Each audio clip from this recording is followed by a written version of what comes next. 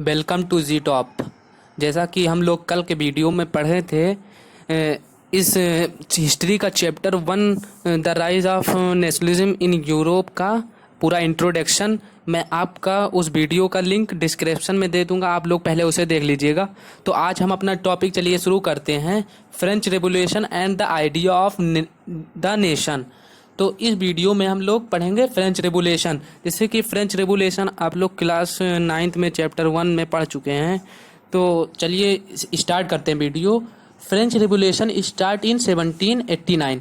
जो French revolution start हुआ था 1789 में स्टार्ट हुआ था। और यहाँ पे जो France was a full fledged territorial state in 1789 under rule of a monarch. जो कि ये फ्रांस जो था, इसके जितने भी टेरिटरी थे वो बहुत रिच थे। जैसे कि इसके कौन कौन से टेरिटरी थे, रिच लैंड एंड ऐसे से तमाम टेरिटरी थे जो इसके बहुत वहाँ पे मतलब कि वहाँ पे बहुत सारे रिचेस्ट सोर्सेस अवेलेबल रहते थे, बहुत सारे सोर्स थे। तो वो मोनार्च मोनार्च क्या होता है, मोनार्च किंग क्वीन रूल होता है।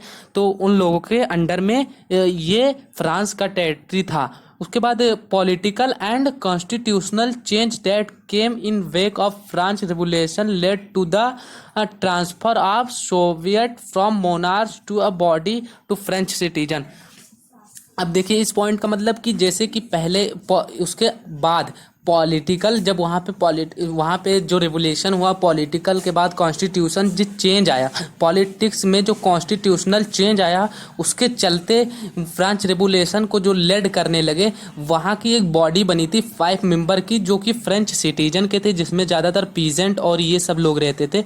तो उसके बाद नेक्स्ट पॉइंट देखते हैं, various particles adopt to develop a sense of collective identity among the people. अब देखिए ये कलेक्टिव आइडेंटिटी सेंस क्या है भैया।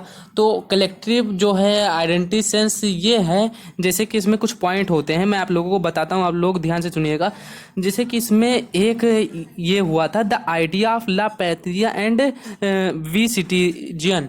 तो ला पैट्रिया क्या है, जो ला पैट्रिया और ये वी सिटीजन कुछ नहीं है, एक सिंपल सा वर्ड है, आप लोग लिख लीजिएगा कहीं।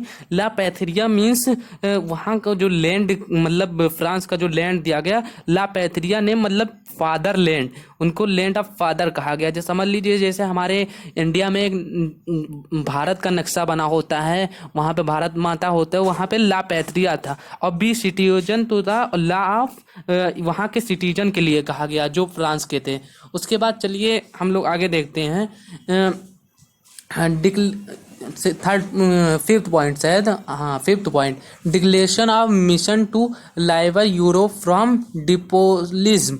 डिक्लेयर जो डिक्लेरेशन हुआ था मिशन, जो लाइबर्टी यूरोप में इस मतलब मिशन का डिक्लेरेशन हुआ था। इस समय जब फ्रेंच रिवोल्यूशन हुआ तब एक आइडिया जैसे कि नेशनलिज्म का उभरा। वहाँ पे जब फ्रेंच में पहली बार रिवोल्यूशन हुआ तो वहाँ पे ये आइडिया ने जन्म लिया। उसके बाद चलिए आगे अगला पॉइंट देखते हैं, setting up a Jacobin club by educated middle class and student of Europe. यहाँ पे क्या बताया गया है कि फिर जैसे कि फ्रांस में जब रिवोल्यूशन हुआ था तो एक क्लब बना था जिसका नाम था जैकबिन क्लब। उसके जो हेड थे मैक्सिमिलियन रॉबेस्पियरे थे। तो मैक्सिमिलियन रॉबेस्पियरे थे उसके हेड। उस क्लब में दरअसल ये था कि वहाँ पे ज़्यादा एजुकेटेड लोग मिडिल क्लास के थे और स्टूडेंट लोग थे जो कि डायरेक्टरी रूल क्या होता है, डायरेक्टरी रूल का विरोध करते थे। डायरेक्टरी रूल क्या होता है, जो कि डिक्टेटरशिप टाइप के किंग क्वीन होते हैं, वो होता है डायरेक्टरी रूल। अब चलिए आगे हम लोग पढ़ते हैं। It also powered revolution in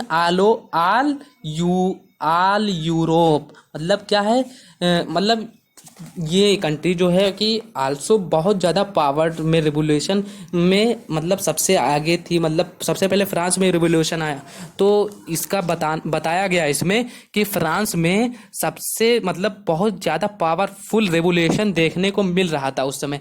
अब चलिए हम लोग और कुछ पॉइंट मैं आपको बता देता हूँ। जैसे कि मैं ये सब जो पढ़ा रहा हूँ आपके एनसीईआरटी बुक से ही है, आप लोग देखिएगा, ये टॉपिक खोलिएगा French revolution and the idea of the nationalism, book खोल के पढ़िए। तो दरअसल इसमें देखिए, फिर जब वहाँ पे सेंस ऑफ कलेक्टिव आइडेंटिटी जैसे हुआ था तो उसमें बहुत सारे स्टेप टेकन लिए गए थे, जैसे वहाँ पे न्यू फ्रेंच फ्लैग बनाया गया था, जैसे हमारे इंडिया का फ्लैग होता है वहाँ पे वैसे न्यू फ्रेंच फ्लैग बनाया गया था।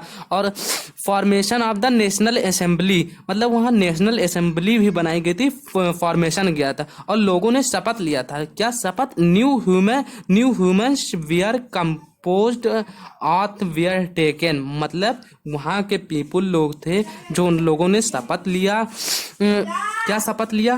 कि अ सर्टिलाइज्ड एडमिनिस्ट्रेटिव सिस्टम हुआ सेटअप, मतलब कि यहाँ पे बहुत, मतलब कि एडमिनिस्ट्रेशन पार्लियामेंट सेटअपमेंट करेंगे जो कि फ्रेंच के लोगों के द्वारा सेटअप किया जाएगा, ना कि उसमें कोई किंग क्वीन या अदर लोग होंगे। और यहाँ पे यूनिफॉर्म सिस्टम और वेट एंड मेजर लाया गया, जैसे कि कहीं पहले क्या था कि कहीं पे 1 किलो आप बोले कि चीनी दे दो तो 1 किलो, कहीं एक पेन रख दिए, कहीं ये 1 किलो दे दिए, कहीं अलग अलग सब कहीं था। लेकिन जब रेवोल्यूशन के बाद क्या हुआ कि यहाँ पे सारे जगह 1 किलो का, अगर यहाँ पे ये है तो पूरे फ्रांस में या कहीं भी चले जाइए 1 किलो वही रहने वाला है, बदलने वाला नहीं है। उसके बाद regional direct wear discourage and France promoted, जो कि वहाँ का रीजनल डायलेक्ट लैंग्वेज फ्रांस का लैंग्वेज था, तो वहाँ पे फ्रेंच लैंग्वेज को प्रमोट किया गया और बाकी सभी लैंग्वेज को मतलब हटा दिया गया। और ये आइडिया फ्रेंच रेवोल्यूशन से तमाम जगह स्प्रेड हुआ, जैसे हॉलोलैंड, बेल्जियम, स्विट्जरलैंड, सब कहीं। Thank you for watching my video. Next video हम अगले वीडियो में हम लोग नेक्स्ट पॉइंट पे डिस्कस करेंगे।